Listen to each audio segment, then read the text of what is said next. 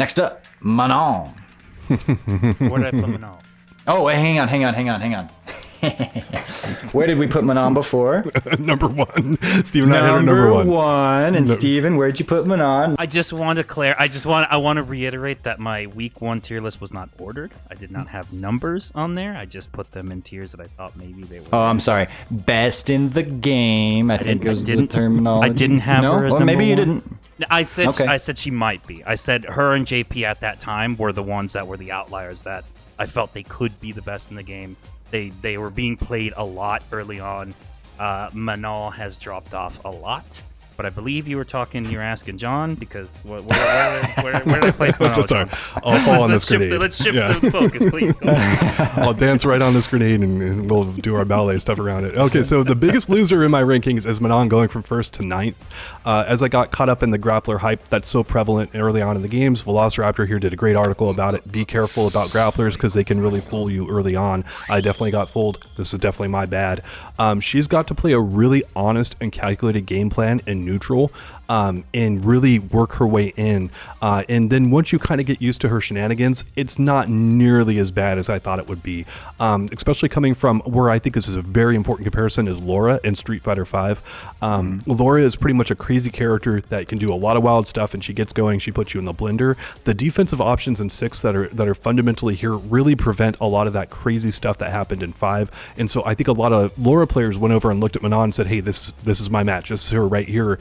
And tried to play her that exact same way and basically not have fallen on their face, because she's definitely produced results. 4th at CEO. I know Idom's got some good placements with her. That's not bad at all when you're getting those kind of placements. She's still very solid, but there's definitely a learning curve coming from 5 to this game that you have to adapt to, where grapplers have to be very patient and very methodical in neutral, and then once they get those openings, they can really capitalize on that. And so that's where I've got Manon at. You've got to really put her in that patient walk down style of play, and she can also fall apart to stuff like drive rush and other things where her defensive options against some of that stuff is not very good. And it's going to be 2 seconds if you run across a DJ player as Manon where they're going to be drive rushing you. So that's the stuff where she falls apart at, but she's probably the best grappler in the game. I know there's a case for another character we're going to get to here. Maybe second best grappler in the game. Let me say it that way. And yeah, so I think she's good, but she's definitely not the character I envisioned initially. Steven. Yeah, surprisingly, I actually have her lower than that. I've got her at 13th overall. You copied my homework. Yeah, there's some I copied your notes. Yeah, I actually have it here in my notes that during week 1, I had her in S rank. I thought there might be an argument for her being one of the best characters in the game at that time. Still feel that was applicable then because of what she was doing and kind of what people were accomplishing with her early on. But she has definitely dropped off a ton now. There is no debating that. It feels like she's still a pretty big scrub killer because once she kind of gets going, it can be hard to stop her. But as Catalyst was saying, she does kind of really resemble like a Laura in Street Fighter V, but without the fireball, which is like, well, it's hard. It's hard for. It feels like she struggles at the higher levels in higher tournament level. Like it feels like once you kind of start getting into that area, that it's hard for her to really get her stuff going. And again, we go back to just there's characters who are just way better than her, and it's like, well, why not play those characters instead? I do think she's probably the best grappler in the game. It's funny that Catalyst was saying that because I have that exact note. I'm like, she's probably the best grappler in the game right now. But I think overall, how many grapplers are in this game? Because I count like 2. I've got Manon, Zangief, Lily, and I think Marissa is a grappler as well. Lily, yeah. I have Lily, Zangief, and Manon. Those are my grapplers. But yeah. Okay, I'm sorry, but you were saying? No, yeah, that's pretty much my main points there. I think that she starts to struggle at the higher tournament level. She's probably still a pretty good scrub killer because, like I said, if you don't really know what to do against her, she can get going and just roll you. And I am scrub. That is me. I get killed by her all the time because I still don't know how to fight that character with Lily. Once she gets going on me, I go, okay, I guess I die now. That's pretty much what happens. But yeah, I think at a higher level, she doesn't have what it takes to kind of put the pieces together in the ways that other characters do. Yeah. Again, I have her at 13th. My notes here. Her style On paper, before the game came out, she was terrifying because we didn't know what exactly Drive Rush would be. If it was a free in for grapplers, well, that's terrifying, especially if she's got this level up system that never goes away. Extra terrifying. Hey, she has some pretty good reach on her normals, although they are punishable when she makes them go that far. But on paper, she's scary, especially before we learn the meta of SF6. Now that we kind of know it, style just doesn't really resonate with this meta. She's decent when played patiently, but when you have someone like Idom, whom we know has this ability as this type of player and could do what he did with Laura, and it's a good point that you brought up the fireball there, because that might be the key difference, because what Laura did with that fireball was no joke.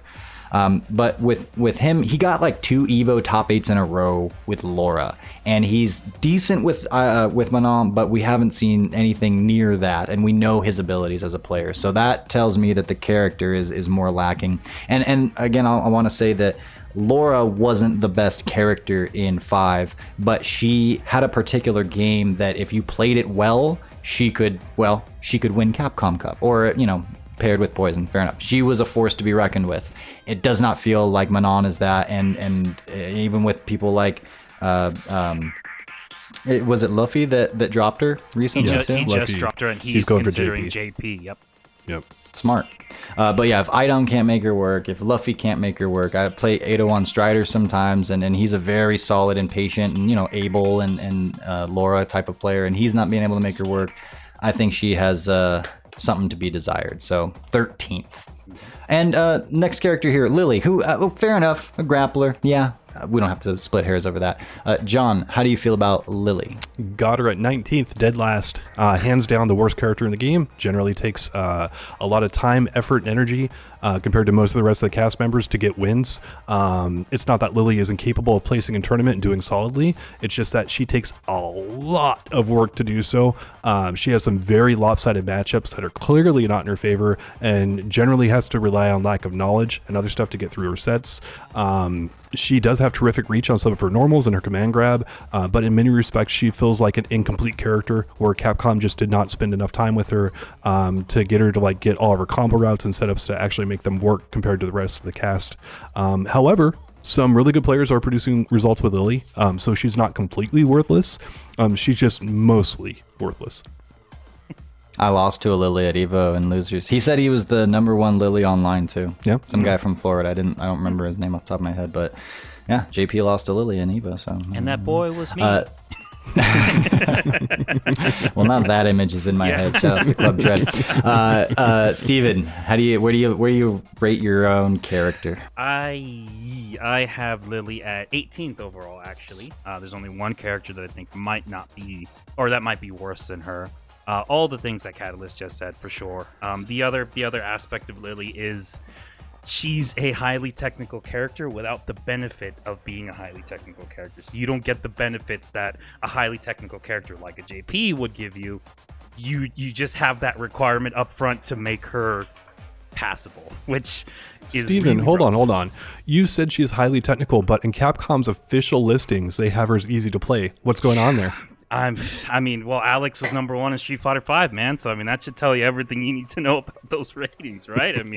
Those ratings are just, they say Lily's easy to play. From everything that I've found, that is just not the case. You have to play her super patient.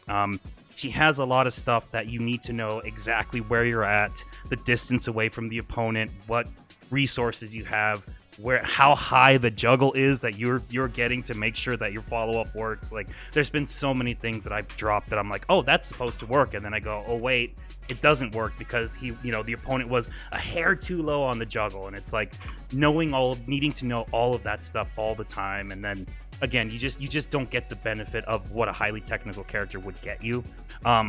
That having been said, I love the character still. I think she's fun. She's super fun to play. She T-Hawk related. Love T-Hawk.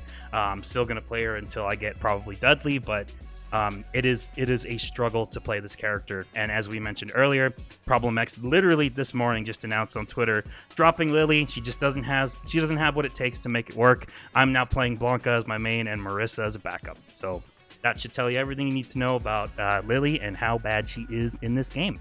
Yeah, speaking of Lily drops, most other characters have like highlight compilations of them winning and doing big combos. The Lily players, they post all the times that her stuff should work and doesn't work, and it's pretty freaking epic. It's like kind of watching like a Dan highlight video or something like that, but I think Dan's stuff actually functions a little better. But yeah. Dan actually had good cancels and infinites and all this stuff in Street Fighter 5. That is absolutely right. I posted so much of that stuff on Twitter, but hey, it's always fun. What is cool though is that her SPD range is really good, and I have now gotten to the point where I am scooping DJs who do raw drive rush at me with light SPD, and I'm catching them because I know it's coming. Caught a Ken player with the same setup.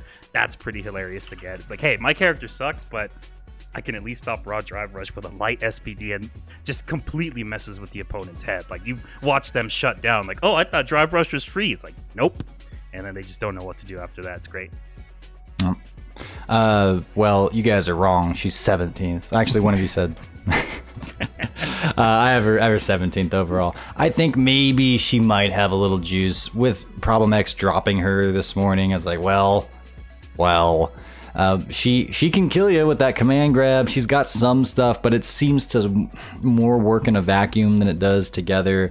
You guys have already listed it all out. No one's really expecting much out of Lily right now. I wonder how to buff her without taking her too far. I mean, they probably have a little bit of room to buff her. That said, I just lost her at Evo, so I don't want her to be buffed too much. The buffs just come in with actually making the character function how she should. Like, just give her the right hitboxes. Just give her combos that actually work when you don't have that don't require 120% precision. Let her finish baking. Yeah, that would be a good start. And please reduce the startup of level 1 super, please. My God, man, what are they doing with that super? Like, that's supposed to be her invincible reversal, and it has like, I think it's like 14 frames of startup or 12. I don't really long. It's like, hey, how about give her an invincible reversal, at least on OD, or like at least with a Windclad Spire or something? How does she not have a reversal? Oh, I'm sorry. You guys were talking about OD uppercut is it has throw invincibility. Sorry, so we're all wrong there. It does have invincibility just to throws, because you're definitely expecting a throw on wake up, right? Like that's basically the same thing as JP's OD counter at that point. They're the exact same move. That's right. Yeah.